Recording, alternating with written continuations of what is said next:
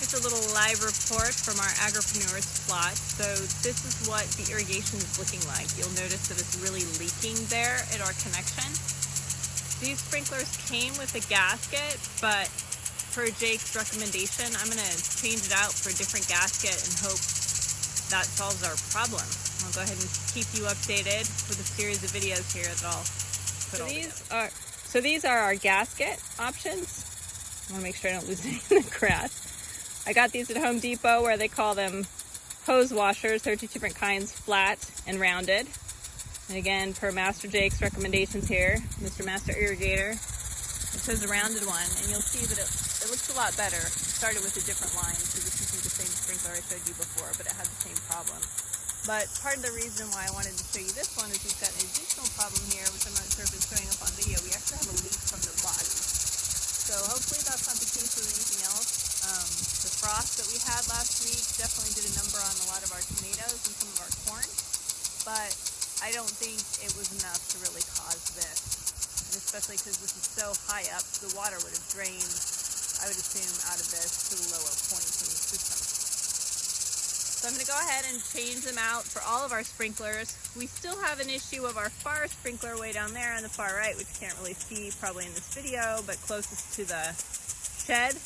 That one isn't really running, it's not turning. So I'm hoping that when I change all the gaskets and fix this leak, that will resolve. If not, we're going to try another side. So the gasket, or hose washer as they refer to it in Home Depot, it's this little rubber thing in here. So we're going to take out this one that it came with and put in, of course, I'm kneeling so I can hold this in between my legs while I'm doing this video. We're going to go ahead and put this one in instead. I have to jam it in there.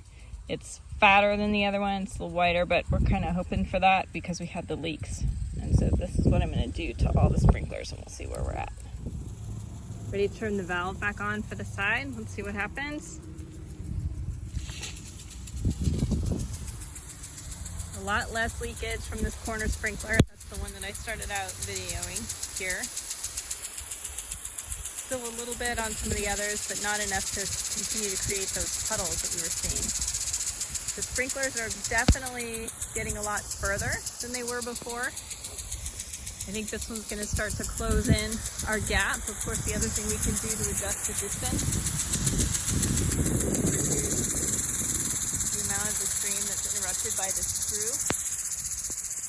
So the goal here is to definitely make sure that we don't have any dry spots when all this is running. But I still have that last sprinkler. You can see the water's falling into that dry spot now. I still have that last sprinkler that's not running. So we're going to go turn off one of the valves to the OSB lawn, see if that solves our problem. Pressure gauges, as you remember, are always a good diagnostic tool for your system. This one's just reading 25 right now, which isn't a whole lot. So I'm hoping that when I turn the valve off to the lawn, I'm just going to start with one, that should be enough to bump this up. We also need to make sure that the pressure in the pump isn't building too high. So after turning it one line off to the lawn, we're going to come check this, see what happens, and then go check the pump.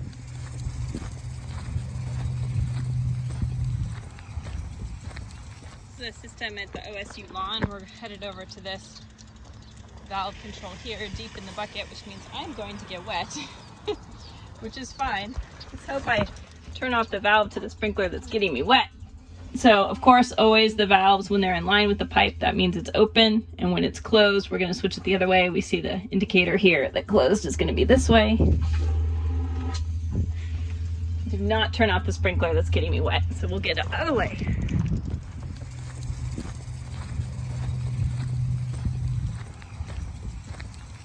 Our pressure here has not increased, which means it might have something to do with how this regulator adjacent to it is set. That is something that I do not know how to change, and I know that's an expensive piece of equipment, so I won't be messing around with that. But definitely when it comes to these sprinklers, in order to get these all turning, we're going to need more than 25 psi. There is one more thing to check. Our sprinklers are new, but it's possible that it might have a plug in it. Of course, I didn't bring that handy-dandy paper clip that I suggested you all carry when you're checking your sprinklers. So I'm going to look for something I can clean that last head out with. Oftentimes when it comes to sprinklers that might get clogged, it is usually the last one on the line, because if there's debris in the line, which there might have been because these pipes had been laying out for 2 years, then you know, it gets pushed to the end in a straight line before it's forced to then go up, for example, into a sprinkler. So we'll check that too, and hopefully that's the issue, because that would be a really easy fix. So I'm going to go ahead and turn off that line, but first I need to turn back on the lawn so I don't get too much pressure at the pump.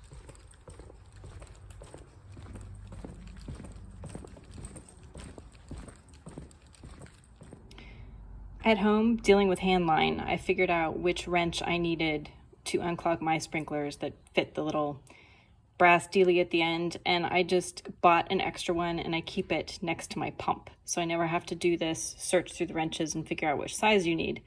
So I'm gonna grab a range of sizes here. These are all empirical. At home, I actually found that the 11 millimeters was what I needed, which fit the best. But we're gonna go ahead and take this range out there and hope that we can get the little brass dealie out with one of those.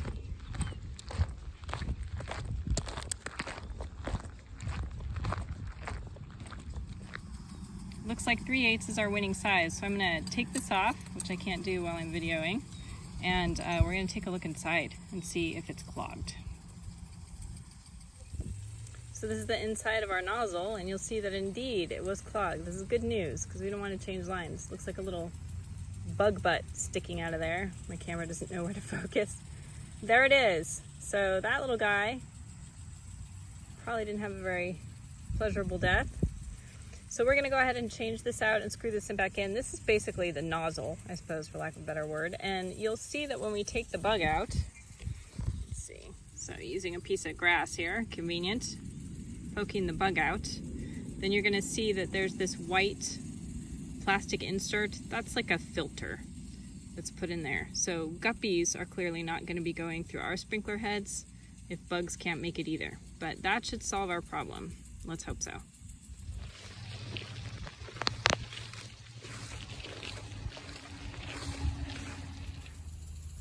Moment of truth.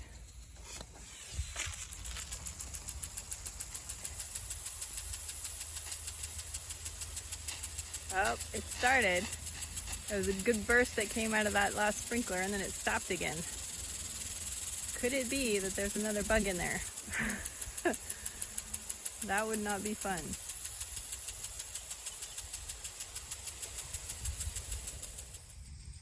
Always a good idea when you're taking these off to make sure that the sprinkler's not pointed at you, obviously, unless it's very hot and you want to get very wet. Because if you didn't drain your system, there's still going to be some water that might have a little pressure in there and it'll come out and shoot you. So I'm going to take this off. I'm going to need 2 hands for that, and we'll see if there's anything else in there. The other thing you want to do that I forgot to mention last time is you want to keep a good hold of this, because if there is a lot of pressure, if you haven't drained the line when you take it off, what is in there will push this out. And if it, you know, falls in pasture grass or something, which I have done, it's very hard to find. You have to go get your magnet and go find it that way. And actually, I can't even remember if brass sticks to it. So there's nothing in here. It's clear. So that's a bummer, because I thought that was going to be our, I mean, obviously it's not perfectly clean, but there's nothing blocking this. I thought that was going to be our problem. But just to be safe, what I'm going to do is I'm going to go ahead and put this on, and then I'm going to unscrew this cap on the side, since this was our last line. And I'm going to, looks like that was bird poop that I just touched, yay. So I'm going to unscrew this cap here, and I'm going to let it just flush a bunch of water out of the system in case there's anything else that was in here. And I don't know, maybe when I was actually, you know what? No, look at that. There's goo in there, isn't there? See the goo? There, we got goo. So I'm gonna go ahead and poke that out with some grass, and I'm gonna open this up, and then when we get it started again, the water's gonna shoot out here instead of trying to come out this tiny little hole, and I'll clean it out, and then I'll turn off the line so I don't have to keep unscrewing this thing. So this is how irrigation goes for me. I don't always think of all the little details all the time, and you might find it's the same for you. It's a lot of troubleshooting and a lot of walking back and forth, as I tried to indicate with some humor. You know, this is why farmers don't have to go to the gym, right? We get our steps in just getting stuff done and fixed and working. Sweet. System flush. We now have this last sprinkler working. which is great to see. It's kind of a little cattywampus because I've taken it on and off so much. So I will go ahead and correct its trajectory, make sure that's all good. Looks like it's not quite going as far as we would like because it's not hitting all of that dry corner. Part of that's the wind. You know, wind obviously affects sprinklers, especially the higher they are. Not quite a wrap. Still got one hole there. One dry spot, that poor one tomato. It's been frostbitten, but it still has some live apical leaves, so we're gonna try to save it. This hood here is another way that we adjust for distance, so I'm gonna raise that up and see if that's gonna get us what we need to get that dry spot in that tomato. I don't know how well you can see this on video, but you can definitely, standing out here in the field, I can see that the wind is affecting this sprinkler in particular, having a hard time getting to that dry patch, which is definitely, we're closing in on it. But the other sprinkler is kind of maxed for getting it on from its side. It's really up to this one to fill the rest of that gap, but the wind is bending the water, so it's not quite making it there. So I'm going to go ahead and extend the stream so it's not interrupted at all by that screw, and just kind of overshoot it, water it for a little bit, make sure everything gets all wet, and then we'll shut the system down. But before we do, kind of slowly move over here to our gauge, which you guys will remember is in this box, along with a couple black widows I noted today. And even with one lawn sprinkler off, we're still at 25 psi. So we don't want to shut all the lawn off. There's probably too much pressure on the pump, and we'll go ahead and verify what's going on at the pump before I totally close this out. But it looks like this might be an issue with the pressure gauge.